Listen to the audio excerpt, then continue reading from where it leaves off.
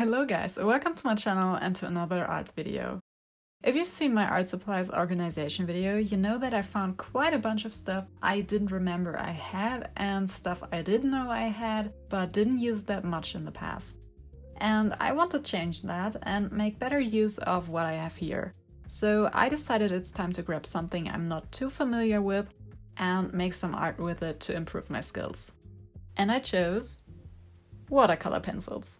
I somehow tend to use watercolors from palettes or tubes pretty often, but I hardly ever use watercolor pencils. Therefore, I would say that my skills are very basic in this field and that this is going to be more of an experiment.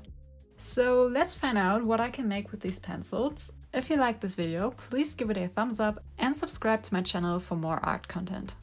Since I have not much experience with watercolor pencils, I approached this medium as I would approach a completely new medium, and started by watching some tutorials on this topic to get some inspiration and have a look at different techniques. In a lot of videos I came across the exact watercolor pencils I have here, and for me as a German it's pretty interesting to hear how people around the world try to pronounce the name of the pencils. They are named after a German artist that was born in the 1470s, and his name is Albrecht Dürer. I know that German is a difficult language, especially the CH, which sounds basically like an angry cat, and the Ü, but yeah, it's very interesting to hear what people come up with. I found quite a few very good videos on watercolor pencil techniques, and I will link my favorites down below. First things first, I started by making a color chart to get a feel for the different colors and to see how pigmented these pencils are. And they looked so nice. But what I noticed right away was that I find it pretty hard to control the amount of pigment. I guess this gets better the more experience you have, but I had no idea how much pigment to apply with the pencils to get the results I was imagining in my head. It was always either too much or too little pigment, and same thing with the amount of water.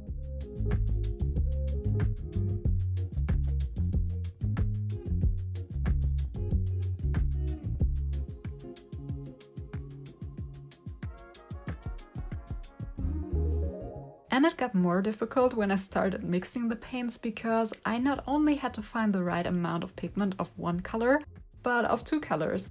And not only concerning the how light or how dark question, but also for the which ratio of pigment will result in my desired shade of purple, and so on.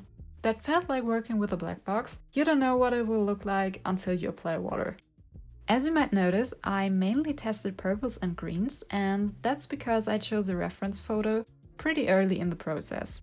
When my boyfriend and I took a walk in the neighborhood, I noticed these pretty flowers and I immediately knew that I wanted to paint them. I have no idea what kind of flowers these are, so if you know, please let me know in the comments. Since my goal was to explore coloring with watercolor pencils, I didn't want to spend too much time on the outlines, which is why I chose to transfer, or rather trace, the line work from the photograph. First in Procreate, and then I printed the line work onto a piece of paper. Apart from saving time, this also gave me the opportunity to test my €5 Lidl LED light pad that I got a few weeks ago, because watercolor painting on printer paper is not a good idea. The light pad was on clearance and I needed one because I'm tired of holding up paper against the window to see the lines. So I bought it. And if it turned out to be crap, I wouldn't be mad about it because it only cost me €5. But it's actually not crap at all. Admittedly, there are probably better ones. I couldn't see finer lines when I sat on my desk because the window is right above it, so I tested what it's like in a not so bright place, and welcome under my desk. As you can see here, I could see the lines pretty clearly, and since I don't mind sitting on the floor from time to time, I'm cool with that. But back to the watercolor pencils. I felt a little insecure when I started coloring the flowers because, as I said, it felt like a black box. I colored in some petals and just had a look at what happened when I added water, and a lot of things happened. And I had a pretty hard time predicting what would happen if I did things like so or like so. So I was basically clueless most of the time.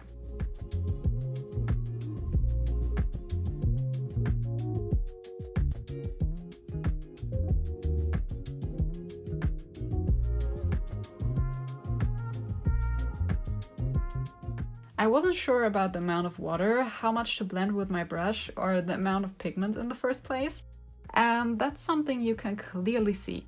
The colored areas look pretty streaky, the colors a little muddy, and the thing that annoyed me most, no clear shapes. The shapes kind of blended into one another. But I took this as a chance to test another way of doing line work by using a contrasting color. This was actually the result of finding out that the green color I actually wanted to use for this purpose had pretty little contrast.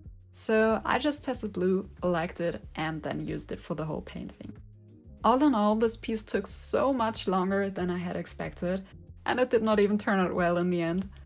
I definitely don't like this piece, and it did not turn out how I imagined it, but it's still not a bad painting in my opinion, and here's why. It fulfilled its purpose. I learned a lot while making this piece. For example, I went in with too much pigment red from the beginning. I think I got overconfident after practicing. Also, I failed to get a clear separation between the leaves and so on, so I learned how not to do it, which is equally as valuable or even more valuable than if it had worked out right away. And with every failed attempt, I still try to find something I like about the respective piece. For example, I overall like the color scheme, and what I really like is the blue line work on the green leaves. That's something I usually don't do because I'm never sure which color to use for contrasting line work, but this time the experiment with blue worked out really well. Taking into account that this was my first time using watercolor pencils in years, and that I've never been much of a watercolor artist, the result isn't too bad.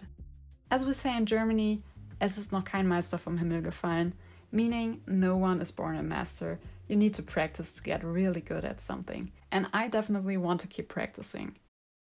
I hope you enjoyed this video. If you did, please give it a thumbs up and subscribe to my channel if you haven't already. Thank you for watching and see you next time. Bye!